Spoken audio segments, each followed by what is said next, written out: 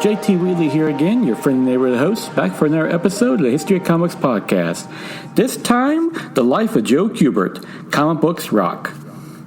Throughout every industry, there is always the great working men and women who have never achieved outstanding success, but over the course of a long career provide a great work that's breadth is equal, if not surpassing, many of the greats.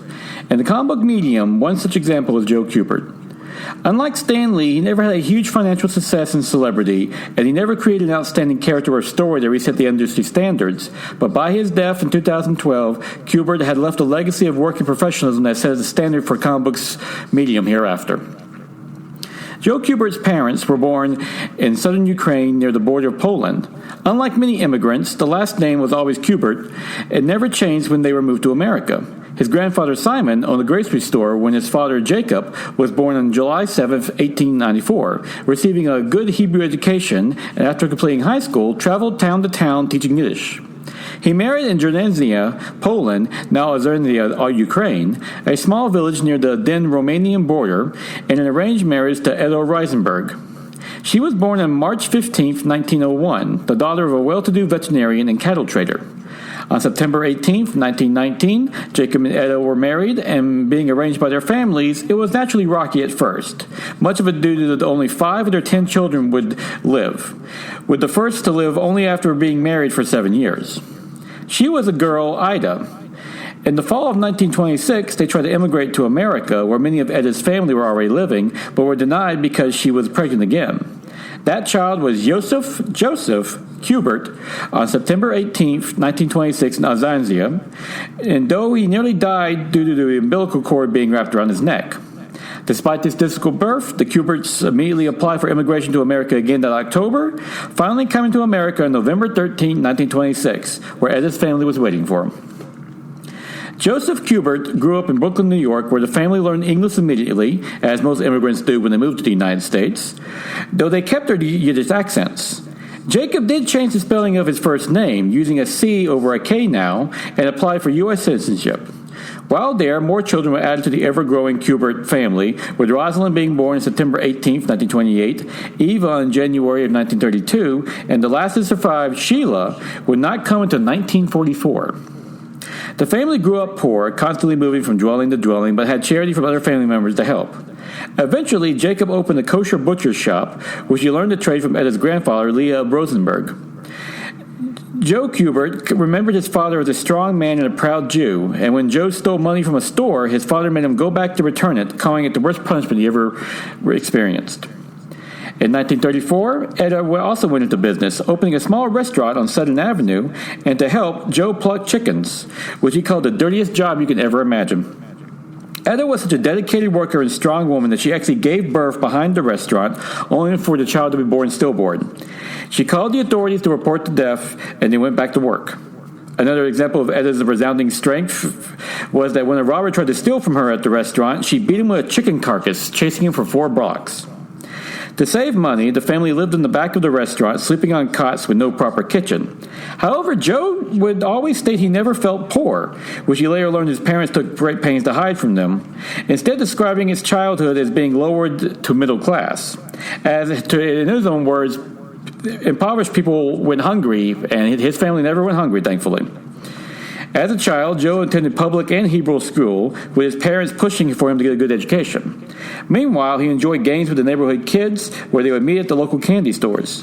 Joe especially loved the movies, where he spent his Sundays at the matinees for 10 cents apiece. For money to do so, he did chores and worked as a newsie selling papers, along with singing at Jewish weddings and bar mitzvahs for 25 cents apiece. At the movies, he enjoyed films like Tarzan, Frankenstein, King Kong, Public Enemy, and Scarface, with Boris Karloff being one of his favorite actors. Joe also enjoyed pulp magazines and newspaper strips, along with radio shows.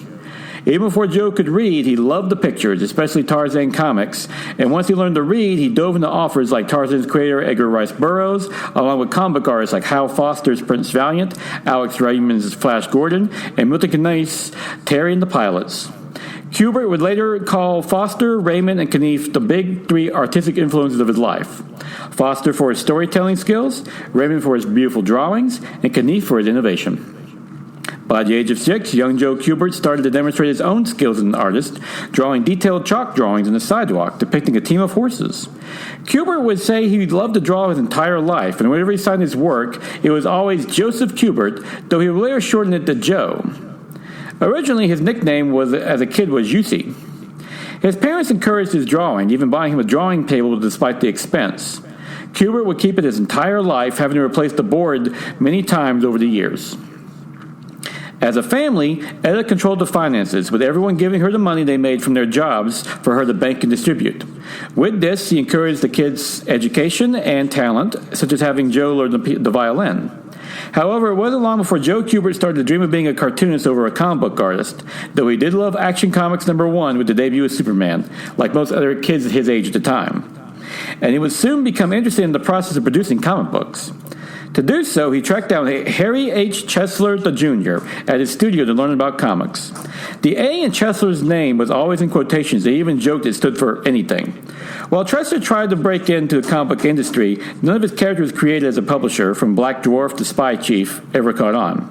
However, his place in comic book history is central, as Chesler created the first comic book production shop in 1935 and 36, where he hired various writers and artists to work under one roof to produce numerous features to fill the pages of the ever-growing comic book industry. It would attract numerous talents, new and old, from across the field, whose ranks included Jack Cole, Otto Binder, and Mort Miskin. Soon, a young Joe Kubert would also be among them. In 1938, the industrious young Kubert tracked down Chesler's office on 23rd Street in New York City, a one-hour subway ride from where he lived, and went to it looking for a job.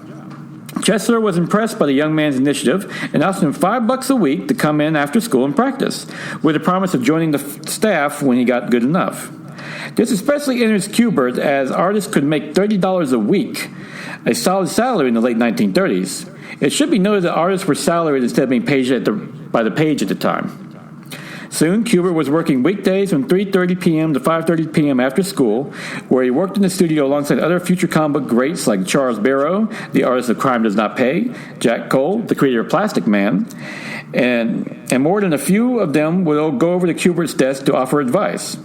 At Chesler's studio, Kubert studied under Irv Novak, who taught him how to draw a Nazi helmet, which Kubert called his first art lesson, and Mort Meskin, learning the importance of layouts, where the writer's plot was translated into pictures, along with inking, which wasn't just tracing, but was what gave pictures their snap and dynamism. Kubert especially loved Lou Fine's work, calling him his first favorite comic book artist.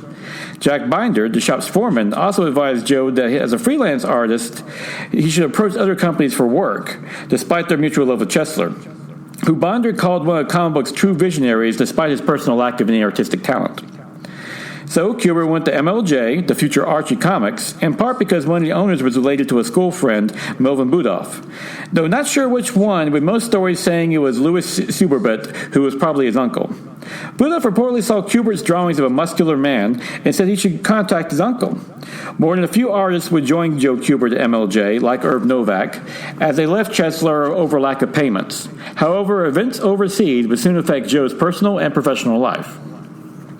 Joe Kubert was in the 8th grade in the fall of 1939 when the Nazis invaded Poland, his birthplace. During this time, he did a drawing of Leah Reisenberg, his grandfather, which today is one of his oldest surviving art pieces. Kubert also went to work for Eisner and Iger's studio through Tex Blasdell, where he did chores when not working on comics for $12 a week. While there, he noticed Eisner preferred comics and even called them sequential art, knowing that Eisner saw great potential in the art form.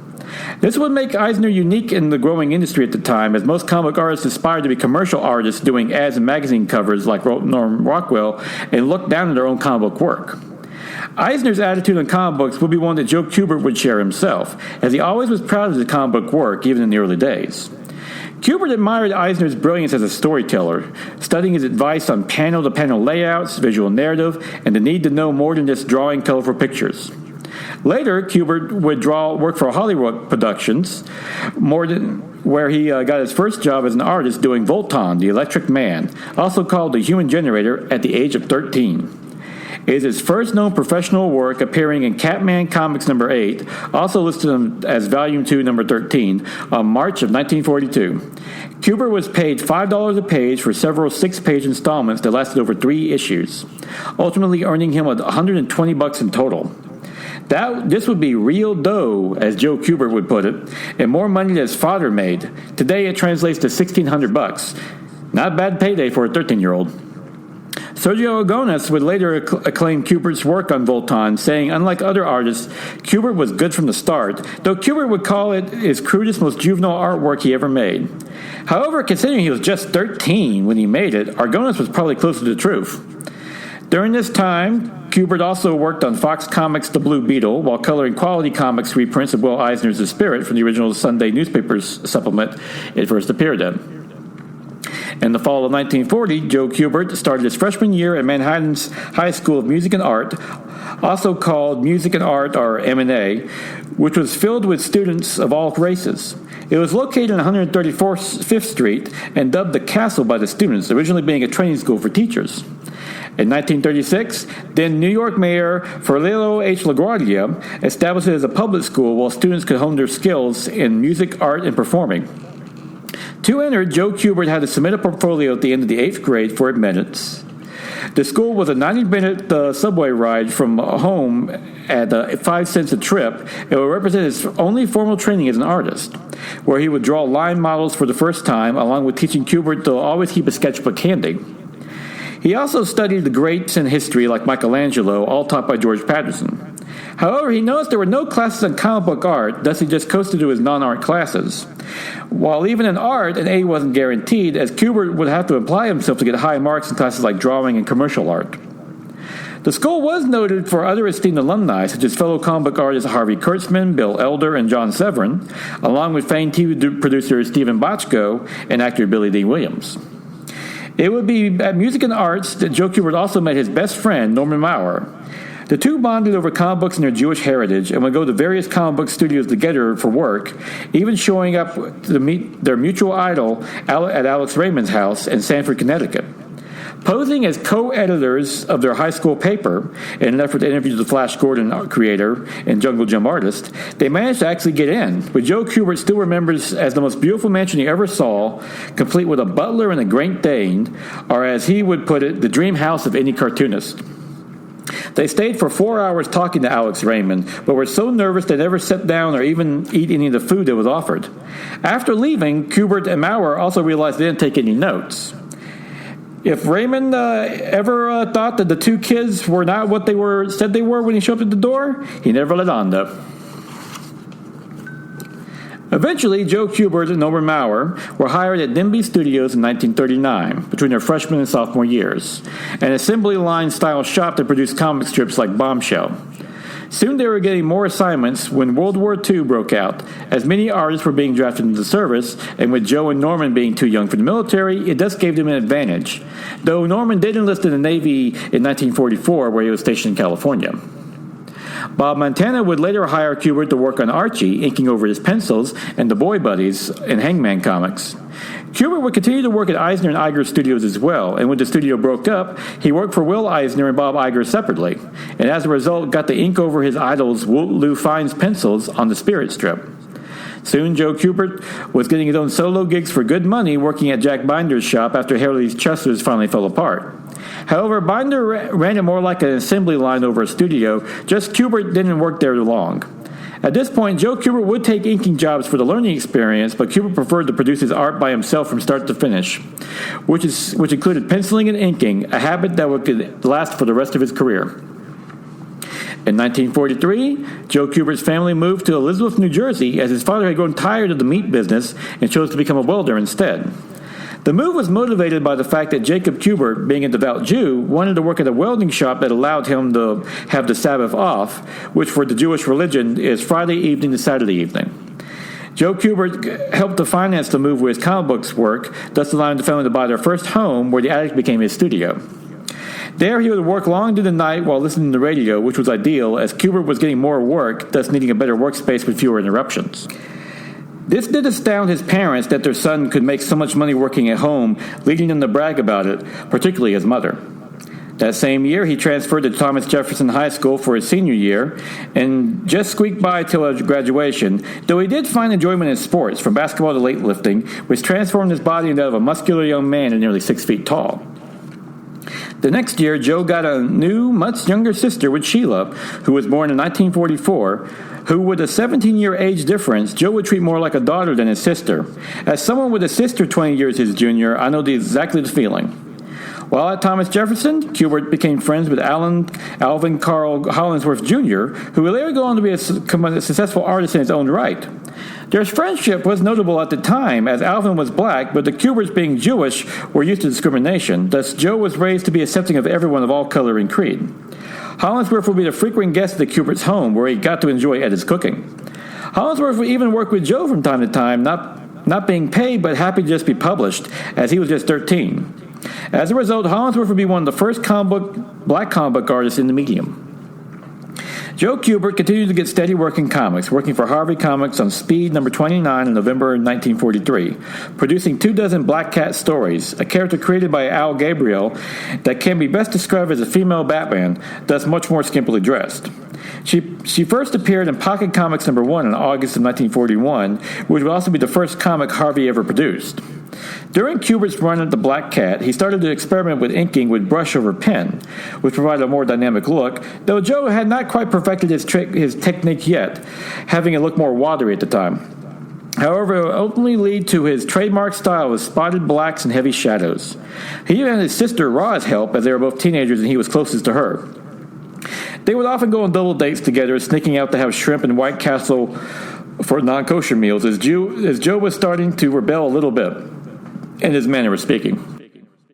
In 1943, he was hired at National, the future DC, to work as an inker, working with Mort Meskin and Jack Kirby.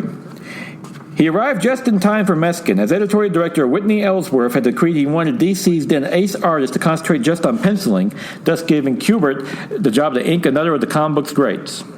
It also helped with deadlines, as being both a penciler and an inker had put stress on Meskin's work. His first work was penciling and inking the 50-page Seven Soldiers of Victory story in Leading Comics number 8 in the fall of 1943, and soon Kubert was working on Vigilante for Action Comics number 66 in November of 1943, along with inking for Jack Kirby on his Newsboy Legion strips, though it's unknown precisely which ones he did. While at DC, he met legendary editor-in-chief Sheldon Mayer, who gave him a tryout on the Dr. Fate story for Justice Society of America in All-Star Comics number 21, the summer of 1944, that was written by Gardner Fox.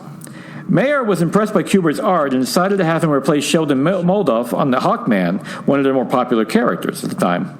Hawkman first appeared in Flash Comics number 1 in January of 1940, created by Gardner Fox and Dennis Neville, telling the story of Carter Hall, a scientist and ancient weapons collector who discovers the nymph metal, a substance that gives the user the ability to defy gravity.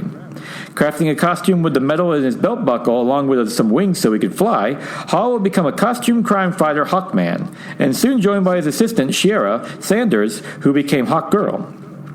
While he never got a comic of his own, Hawkman would be a regular feature throughout several DC comics, along with being a founding member and chairman of the Justice Society of America, comic book's first superhero team.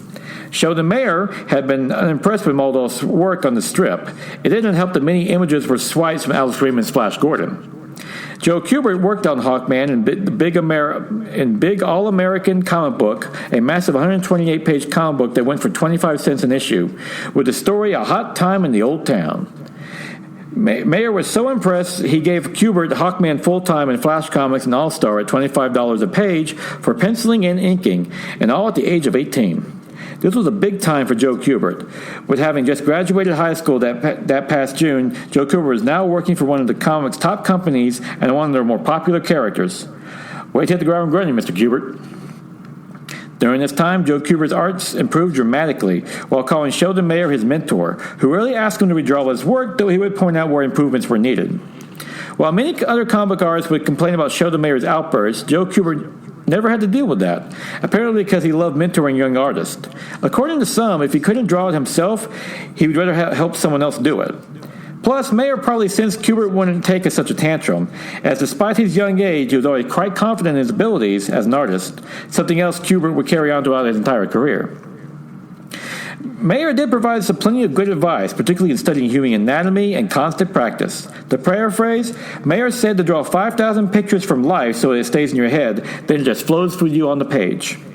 He also taught Kubert basic storytelling and sequential art. Mayer believed every artist should learn penciling, inking, and lettering, though not writing.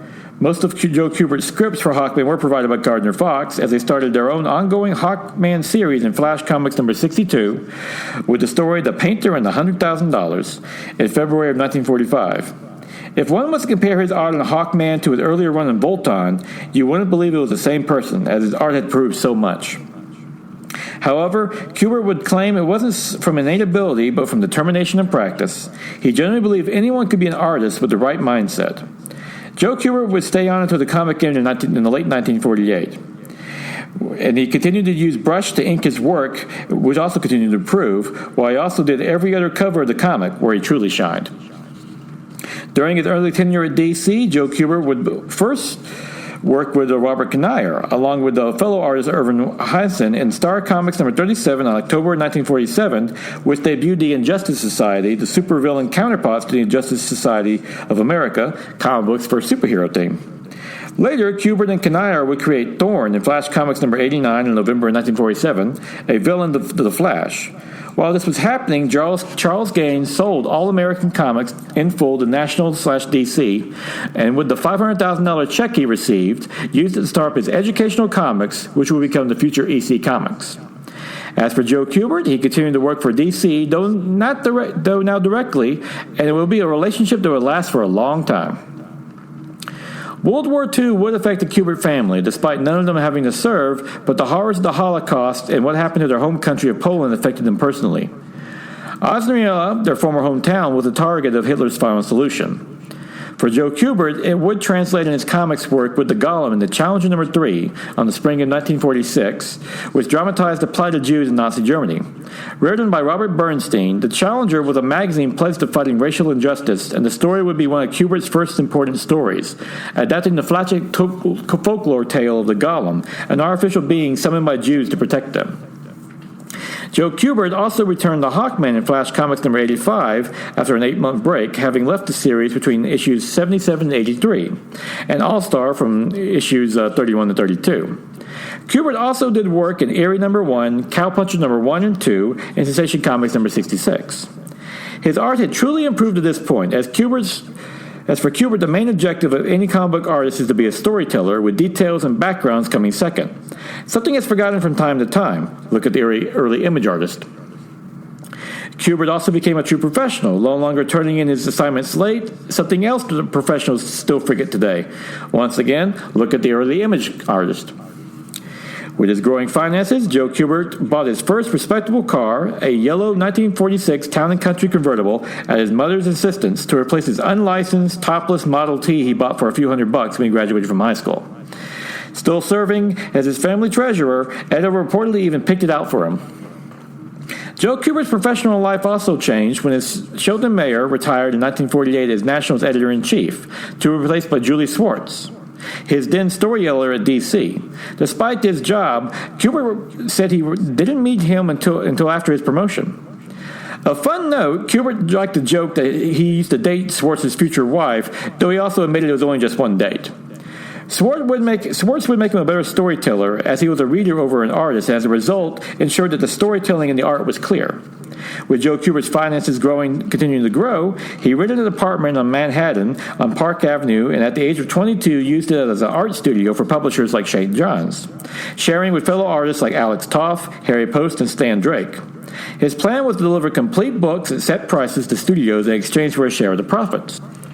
To ensure this, Kubert set up a contractual relationship with Archie St. John, the owner of St. John's Publishing, which guaranteed at least 6 issues.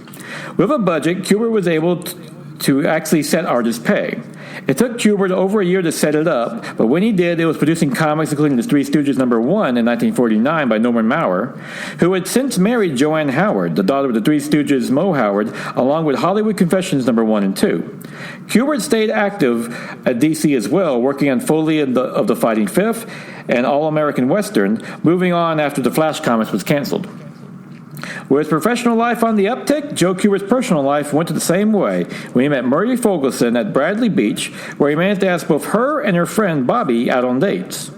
As it turns out, Bobby's mother had rented a room at Etta Kubert's boarding house on Bradley Beach, and both girls instantly found the young, muscular Joe Kubert attractive. On their mutual date, though, it became clear that Joe only had eyes for Muriel, and as a result, she and Bobby were not much friends afterwards. According to Muriel, she suspected Bobby's mother wanted her daughter set up with Joe as well. Muriel Fogelson was the daughter of Sam and Florence Fogelson, grocery store owners, and currently attending Rider College. Joe Kubert admitted that by their second date, he wanted to marry her, having introduced Muriel to his friends and comic book colleagues. However, a bump in the road occurred when he was drafted in the Army during the Korean War. And we will take a break for now, but when we return, we will continue on as Joe Kubert joins the war and in service in the U.S. Army, but also keeps going in his professional career and continues to be one of the comic book's great innovators.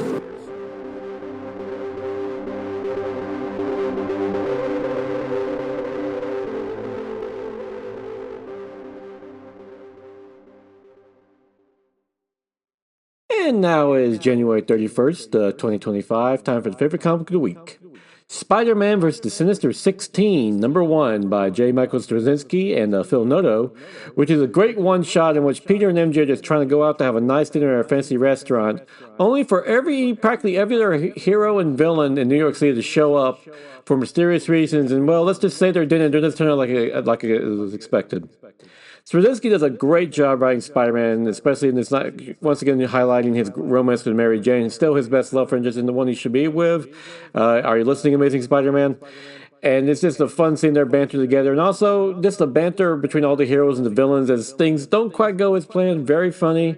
And it's matched perfectly by Phil Noto's art, who, Phil Noto, I've commented before in his past work on X-Men and so forth, he's not the best as action, but when it comes to like comedic situations and more personal drama, especially, he is perfect for this, especially because he does fantastic facial expressions in every character, really hits every emotion perfectly. So for a comic like this, Noto hits it out of the park great, and it's just a great read in general. And yeah, this is a perfect comic book to pick up right before Spider-Man Day tomorrow, so definitely pick this one out. And with that, that will conclude with this first edition of the Archived of the life of the great Joe Kubert. Join me again next week for the next edition. Till then, go out and enjoy yourself a good comic book, and definitely check out Spider-Man vs. Sinister 16. That's just a fun Spider-Man story we have not been gotten for in a very long time.